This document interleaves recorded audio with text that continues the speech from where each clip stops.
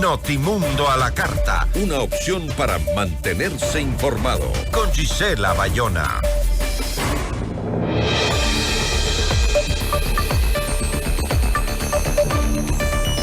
La Corte Constitucional de Ecuador dispuso la desclasificación del informe sobre el secuestro y asesinato del equipo periodístico de diario El Comercio en 2018. 6 años después, el país todavía no conoce la verdad sobre lo sucedido con Javier, Paul y Efraín. La entrevista a la carta, en diálogo directo con los protagonistas de los hechos. Está con nosotros Ricardo Rivas, hermano de Paul Rivas, uno de los periodistas asesinados de diario El Comercio. Qué gusto, ¿cómo estás? Muy buenas tardes. Gracias, qué gusto saludarte, Gisela, a ti y a toda la audiencia. A ver, vamos un poquito recapitulando los temas, ¿no? La demanda de desclasificación fue interpuesta por las familias, por ustedes, por las familias de Javier Ortega, Paul Rivas y Efraín Segarra, miembros de este equipo periodístico. Los tres fueron asesinados por el Frente Oliver Sinistierra, un grupo disidente de las FARC, según el gobierno del entonces presidente del Ecuador, Lenín Moreno, y las autoridades colombianas. La Corte Constitucional, en la sentencia que se conoció el lunes, dispuso la desclasificación de ciertas actas, audios, transcripciones y la lista de asistentes a las sesiones del Consejo de Seguridad Pública y del Estado que analizaron pues la situación del equipo periodístico tras su secuestro. Para el gobierno de Lenín Moreno, el hecho se cerró con la confirmación de que el equipo periodístico había sido asesinado. ¿En qué hechos específicamente se enmarcan las dudas sobre el manejo de la crisis por parte de ese gobierno? Sí, efectivamente, como tú lo indicas, así sucedieron los acontecimientos, pero hay unos hechos que son particulares y que pueden constar en estas actas 18, 19 y 20, que son las que se desclasifican. Por ejemplo, tú tienes ahí el 28 de marzo del 2018, se realiza públicamente un comunicado por parte del ministro de Defensa de Colombia indicando y felicitando al gobierno ecuatoriano por la liberación de los chicos. Una falsa liberación que nunca se llegó a dar, y eso aquí en el Ecuador se armó todo un aparataje que no lo conocimos nosotros en ese entonces, sino después de muchas investigaciones y mucho tiempo después, y por lo tanto hay que saber qué ocurrió. O sea, ¿qué escenario se planteó para que se les haya liberado aparentemente y luego nunca se procedió a liberarlos, otra vez utilizando el mismo término, ¿no? Entonces ahí hay una inconsistencia que creo que a través de estas actas nos pueden esclarecer hechos que son puntuales en este tema. Otro es el cuándo mismo fueron asesinados. Nosotros por versiones, investigaciones periodísticas y de las familias, conocemos que no se dio el 13 de abril como públicamente lo mencionó el presidente Moreno, que esto se dio entre el 7 y el 8 de abril, es decir, ayer, que fue justamente los 6 años para nosotros, y que se dio este asesinato por versiones de personas que pertenecían a este grupo disidente y que están ahora sentenciadas en Colombia. Por lo tanto, si el gobierno ecuatoriano ya conocía de este antecedente, incluso circuló un comunicado por parte de este grupo Oliver Sinisterra indicando que por una operación militar fueron asesinados los chicos, entonces el gobierno, ¿por qué no lo dijo? ¿Y qué ocultó? Pero primeramente, Ricardo, ¿se pudo conocer en algún momento, no sé si de manera extraoficial, si el gobierno realmente tuvo negociaciones para la liberación del equipo? ¿Si esas negociaciones existieron? Esa es otra de las respuestas que queremos a través de las actas. Porque acuérdate que el ex ministro Navas mencionaba que estaba negociando y después salía públicamente a decir que no estaba negociando. Unos días sí, otros días no. Bueno, ¿realmente qué hizo? ¿Negociaron? ¿No negociaron? ¿Cuál fue el interés de las autoridades de turno en ese entonces, tanto de Ecuador como de Colombia? Porque aquí hay una relación bilateral de negociar, sacarlos con vida o incrementar las operaciones que se dieron en ese entonces para que no salgan con vida o salgan con vida. O sea, son interrogantes que nos pueden ayudar mucho a esclarecer este tema. Ahora, acuérdate también que en su momento el secretario de Comunicación del gobierno del expresidente Lasso, Diego Ordóñez, lo manifestó públicamente que la desclasificación de esta información podía afectar las relaciones bilaterales con Colombia. Entonces la pregunta es, ¿qué hay ahí para que pueda ser tan grave que afecte a una relación bilateral con el país hermano de Colombia?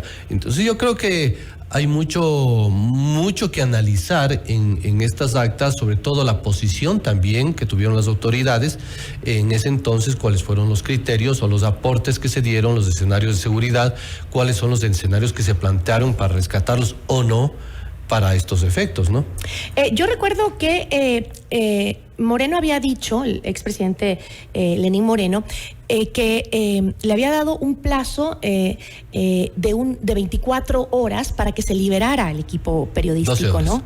De 12 horas. 12 horas. Cuando las investigaciones señalaban en ese momento que más probable era que ya habían sido asesinados, ¿no es así? Entonces, yo me pregunto, con la desclasificación de estas actas, de la investigación del caso, ¿realmente llegaremos a saber si el gobierno mantenía el contacto y sobre todo el conocimiento de que ellos realmente estaban vivos o muertos? Bueno, la última comunicación que se tiene es justamente el 7 de abril, donde ya el disidente con el que chateaban dice palabras que no son justamente de decirlo al aire, pero ella lo dice: yo ya no quiero saber nada de negociación y este momento van ustedes a recibir los cuerpos de ellos enfundados. Y desde ahí se corta toda comunicación. ¿Y cuál es la información específica que ustedes creen que puedan encontrar y que dé luces a lo que pasó? El tema de las autoridades. O sea, ¿cuál fue la posición? Si tú en un audio que se filtra en el 2018, acuérdate del expresidente Moreno, donde dice: la dignidad de un país no puede estar arrinconada más allá de que puedan morir 1, 2 o 3 vidas, pero no podemos arrodillarnos como Estado ante estos grupos. ¿Qué nos está diciendo? Que la vida no importa más allá de lo que pueda prevalecer el Estado. Por lo tanto, ahí ya tienes una línea de cómo pensaban las autoridades. Cuando todos los tratados internacionales y la Constitución lo primero que vela es por la vida de las personas. Entonces, ahí hay ¿qué te puedo decir? Una serie de opiniones a favor y en contra que se pueden manejar. Pero lo importante es saber qué ellos hicieron o no. ¿Nos mintieron realmente a la sociedad ecuatoriana, a las familias, a toda la región en el tema de negociación? ¿Nos mintieron realmente en que ellos habían cesado operaciones para poder liberarlos? Entonces yo creo que estas actas pueden ayudar a ver los escenarios de graves violaciones a los derechos humanos que se dieron en ese entonces, o no, también. De pronto pueden encontrarse algunas cosas interesantes. Y me imagino que también es importante conocer qué autoridades participaron en esas reuniones del COSEPE donde se discutió el estado del equipo, si continuaban o no continuaban con vida los periodistas. Sí, claro, todos los que participaron y cuáles fueron los criterios que midieron cada uno de ellos. Algunos de ellos se les ha llamado a rendir versiones. ¿Y qué han dicho en fiscalía? Yo no puedo decir absolutamente nada, juré ante el COSEPE no decir nada y aquí me mantengo en eso. ¿Qué aporte puede ser eso para llegar a una verdad y a una justicia? Pero más allá de esto, yo creo que la Corte Constitucional como tal crea un gran precedente con esta desclasificación de información. Porque está diciendo claramente, en presunciones de graves violaciones a los derechos humanos, no puede haber documentos que se encuentren clasificados o bajo este término para efectos de no llegar a la verdad y obtener una justicia. Y creo que esa es una gran lectura que se puede dar a través de la Corte. ¿Cuál es el objeto de la misma? Por eso esperamos realmente que su desclasificación sea completa y efectiva con relación a las actas 18, 19 y 20, que es las que se está pidiendo relacionadas con el caso. Entonces hay que verlo en ese contexto, en ese escenario que es fundamental. No es una petición solamente de 3 familias, sino que te crea un gran precedente al nivel de libertad de expresión que puede generar una gran corriente importante, no solo en nuestro país, sino a nivel regional. Una alta corte que se pronuncie en este sentido, yo creo que dice mucho en este sentido. Y después Ricardo, de la desclasificación y del análisis de los documentos que se desprendan de esta desclasificación, ¿cabe la posibilidad de buscar una demanda en contra del Estado por posibles responsabilidades justamente en el manejo de esa crisis? Bueno, de hecho ya está confabulado una grave violación a derechos humanos en estos temas, ¿no? Lo que pasa es que nosotros no la hemos realizado operativamente o activado en la Corte Interamericana de Derechos Humanos. Recuérdate que hay inclusive un informe entregado en el 2019 que hasta la fecha ningún gobierno ha querido sentarse para implementar los mecanismos que ya nos recomienda la CIDH y que hasta el momento no se las ha dado. Entonces, ahí hay una inactividad por parte del Estado en todos sus niveles para efectos de no cumplirlo, y eso ya tiene que responder. Pero más allá de eso, también hay cómo determinar las posibles responsabilidades o no en cuanto a omisión se refiere a todos los niveles. Porque una es la responsabilidad, llamémosle activa, o sea, que yo jalo un gatillo de una pistola y procedo a realizar un asesinato o algún acto grave. Pero otra también es la omisión, que conociendo me callo y oculto la información, ¿no es cierto? Y con mis acciones tiene consecuencias y se transforma en una omisión que es importante determinar. Ahora, aquí es fundamental, porque una vez que está desclasificada, la Fiscalía ya no tiene excusa para decir, no hay documentos desclasificados, entonces llevo 6 años en investigación previa, que va en contra incluso de toda la normativa que ellos tienen. Ahora ya no tiene excusa. Ahora veamos cómo se activa la Fiscalía para avanzar en la investigación y determinar estas posibles responsabilidades en cuanto a omisión se refiere en las diferentes autoridades. Y eso creo que también es fundamental en este escenario, irlo desmenuzando en este sentido, ¿no? Ahora, este caso, Ricardo, ha sido emblemático para el debate sobre la protección de los periodistas en el Ecuador. Sin embargo, como tú lo dices, han pasado 6 años. En nuestro país se ha convertido, parece que una normalidad que los periodistas tengan que exiliarse porque han sido amenazados de una u otra manera en cuanto a su seguridad.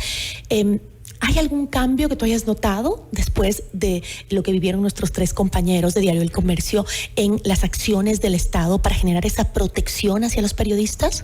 Mira, tú acabas de topar un punto yo creo que muy importante. En el 2018, con el asesinato de Pablo Efraín Javier, hay un quiebre.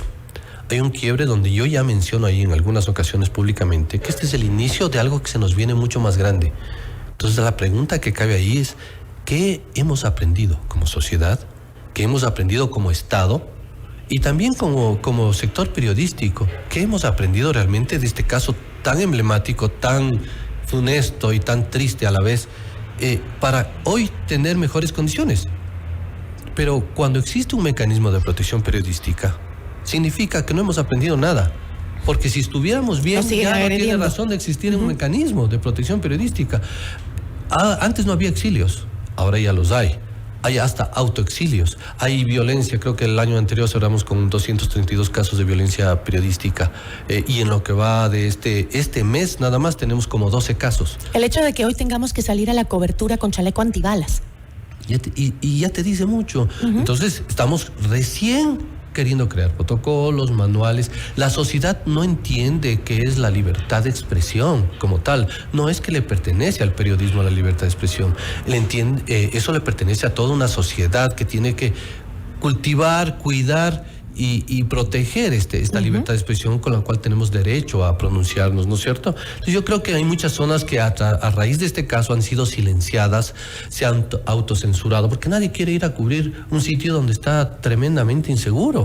Y eso es lo lamentable. ¿De qué y donde sabes que al final arriesga tu vida, ¿para qué? Por supuesto. ¿Para qué? O sea, porque nada cambia al final. Por supuesto. Entonces, como tú lo has dicho, si nada cambia, por lo menos que la muerte de Pablo Efraín Javier ahora tenga una consecuencia, y esa consecuencia es que existe un mecanismo, que existe un presupuesto para el mecanismo, que ahora exista protección realmente y que estos niveles pues comiencen a bajar. Entonces, los gobiernos tienen que hacer algo, el Estado tiene que hacer algo con respecto a esto, ¿no es cierto? Y ahí quiere decir que hemos aprendido algo, que por lo menos la muerte de ellos significó algo para una sociedad que vive convulsionada hoy por hoy y que lamentablemente ha ido incrementándose toda esta violencia, esta amenaza, porque la impunidad es lo que nos marca.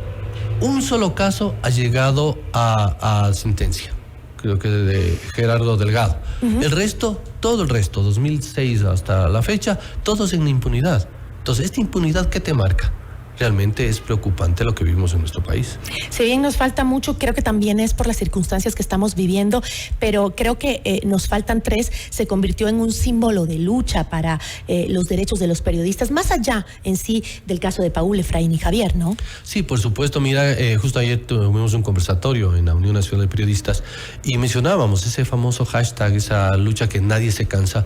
Ahora pues los escuchamos en las calles, en grupos feministas, en diferentes grupos sociales que son parte de la lucha, y eso es lo que te marca un trabajo diario en función de una sociedad que demanda respuestas, que demanda soluciones de las autoridades que en su momento están de turno y que tienen que brindarlas.